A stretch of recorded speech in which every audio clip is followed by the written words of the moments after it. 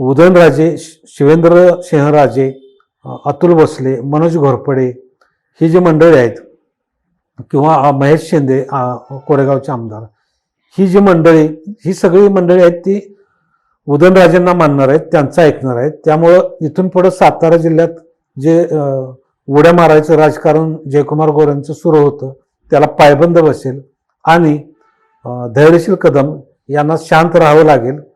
नमस्कार, मी शिवाजी काळभोर, पत्रकार, सातारा. यशवंत महाराष्ट्र यूट्यूब चॅनलमध्ये आपलं स्वागत आहे.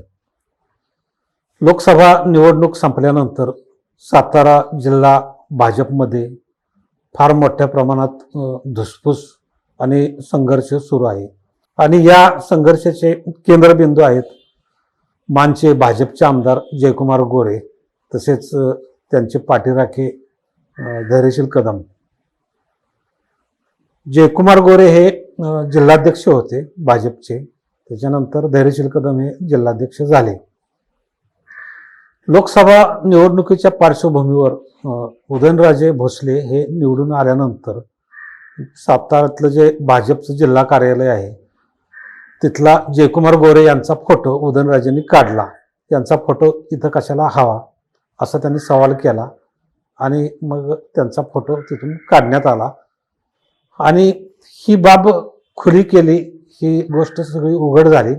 अनिल देसाई जे जयकुमार गोरेंचे पारंपरिक विरोधक आहेत मानमधील, त्यांनी ही गोष्ट उघड केली आणि उदयनराजे भोसले यांना उमेदवारी मिळू नये किंवा लोकसभा निवडणुकीत त्यांचा विजय होऊ नये यासाठी जयकुमार गोरे यांनी आणि धैर्यशील कदम यांनी खूप मोठ्या प्रमाणात प्रयत्न केले असा आरोप त्यांनी केला आणि या आरोपात काही अंशी म्हणजे बऱ्याच अंशी तथ्यही आहे. कारण याची पार्श्वभूमीची बीजे लोकसभा निवडणुकीच्या आधी रोवली गेलेली होती. कराडमध्ये अतुल भोसले यांची एक सभा होती, कार्यक्रम होता. त्या ठिकाणी बोलताना जयकुमार गोरे यांनी सुरेश भोसले, अतुल भोसलेंचे वडील, यांना लोकसभेची उमेदवारी साताऱ्याची मिळावी अशी मागणी केली होती आणि त्यांनी दिल्लीला जावं अशी इच्छा व्यक्त केलेली होती.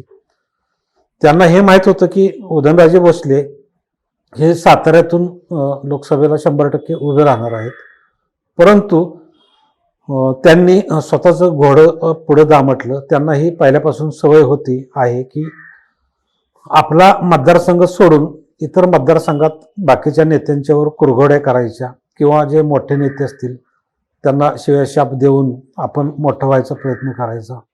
याची दोन उदाहरणे म्हणजे रामराजे नाईक निंबाळकर आणि पृथ्वीराज चव्हाण, ज्यांच्या बोटाला धरून ते काँग्रेसमधून पुढे आले, परंतु सत्ताधारी पक्ष म्हणून देवेंद्र फडणवीस त्यांना भेटले. आता त्यांच्या बोटाला धरून ते आपले पुढचे राजकीय खेळ करत आहेत. तर त्यांनी उदयनराजेंना अशा पद्धतीनं पाण्यात पाहिलं की निवडणुकी आधीच, लोकसभा निवडणुकी आधीच धैर्यशील कदम हे जिल्हाध्यक्ष त्यांना घेऊन ते दिल्लीला गेले आणि तिथं उदयनराजे भोसले यांच्याबद्दल तक्रारी केल्या. ते निवडून येणार नाहीत असं सांगितलं आणि धैर्यशील कदम यांना तिकीट द्या, ते निवडून येतील असं सांगितलं. आणि सातारा जिल्हा भाजप मीच चालवतो, उदयनराजेंची फारशी ताकद नाही, अशा बऱ्याच काही त्यांनी गोष्टी सांगितल्याचं ऐकायला मिळतंय.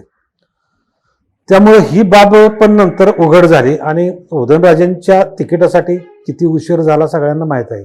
त्यामुळं उदयनराजेंच्या समर्थकांमध्ये बहुतांश नाराजी होती आणि ज्या वेळेला जिल्हाध्यक्ष धैर्यशील कदम हे सर्किट हाऊसला आले साताऱ्याच्या, त्यावेळेला तिथं घोषणाबाजी झाली, कदम यांना शिव्या देण्यात आल्या. त्यामुळं कदम जास्तच चिडले. त्याच्यानंतर निवडणूक झाली. निवडणुकीनंतर उदयन महाराज निवडून आले आणि या सर्व पार्श्वभूमीवर आता ही धुसफूस सुरू झाली आणि त्याचा उलगडा अनिल देसाई यांनी केला. अनिल देसाई हे जरी आत्ता राष्ट्रवादी काँग्रेस शरद पवार गटात असले तरी ते माढ्यामध्ये जास्त प्रचाराला होते आणि त्यांनी तिथे धैर्यशील मोहिते पाटील यांचा सगळा प्रचार केला. त्यांनी त्यांचे जे पाहुणे आहेत अभयसिंह जगताप यांनी, तसेच मानमधील सगळ्या नेत्यांनी, त्याच्यानंतर अनिल देसाई यांनीही आरोप केले. आता अनिल देसाई यांचे सातारचे आमदार शिवेंद्रसिंहराजे भोसले आणि उदयनराजे भोसले या दोघांशीही जवळचे संबंध आहेत. त्यामुळं उदयनराजे त्यांच्यावर 100% विश्वास ठेवणार आणि त्यातून मग आता सगळ्यांचं सातारा जिल्हा भाजपचं टार्गेट झालेलं आहे ते जयकुमार गोरे आणि धैर्यशील कदम. आणि ही दोघं आता जिल्हा भाजपला नकोशी झालेले आहेत. आता इथले बाकीचे भाजपचे नेते आणि उदयनराजे भोसले त्यांच्या बाबतीत काय भूमिका घेतात हे पाहावं लागेल. आता हे आरोपांचे किंवा पत्रकार परिषदांमध्ये आरोप प्रत्यारोप होत असताना जे लोक बोलत आहेत, चर्चा करत आहेत, त्यातून ह्या जे आरोप होत आहेत धैर्यशील कदम आणि जयकुमार गोरे यांच्यावर, या आरोपांना आधारच मिळत आहे असंच म्हटलं पाहिजे. जयकुमार गोरे यांना आपला मतदारसंघ सोडून मोठा नेता होण्याची हौस असल्यामुळे इतर मतदारसंघांमध्ये लुडबुड करण्याची खूपच मोठी सवय आहे आणि ते बाहेरच उड्या मारत असतात. आणि मान मतदारसंघ माड्यामध्ये येत असताना बहुतांश इथले कार्यक्रम ते घेतात आणि उदयनराजेंचं महत्त्व किंवा इथल्या नेत्यांचं महत्त्व कमी करण्याचा प्रयत्न करतात.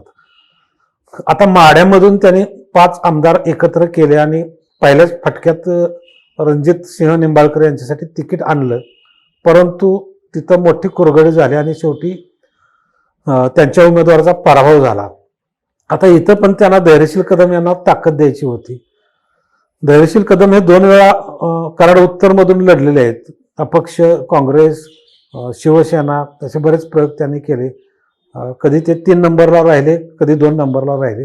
गेल्या वेळेला ते 3 नंबरला राहिलेले होते. आणि मनोज घोरपडे जे पहिल्यापासून या निवडणुकीत लोकसभेच्या उदयनराजेंच्या बरोबर होते, त्यांना ते 2ऱ्या क्रमांकावर होते. आणि या वेळेला कराड उत्तरमधून उदयनराजेंना चांगली मतं मिळाली, म्हणजे 50% पेक्षा जास्त. त्यामुळे इथं उदयनराजे मनोज घोरपडे यांचंच तिकीट फायनल करणार हे स्वच्छ सूर्यप्रकाशासारखं स्वच्छ आहे. परंतु इकडं धैर्यशील कदम यांनी पण तयारी सुरू केलेली आहे आणि त्यांनी सांगितलं मी काही झालं तरी तिकीट निवडणूक लढवणार.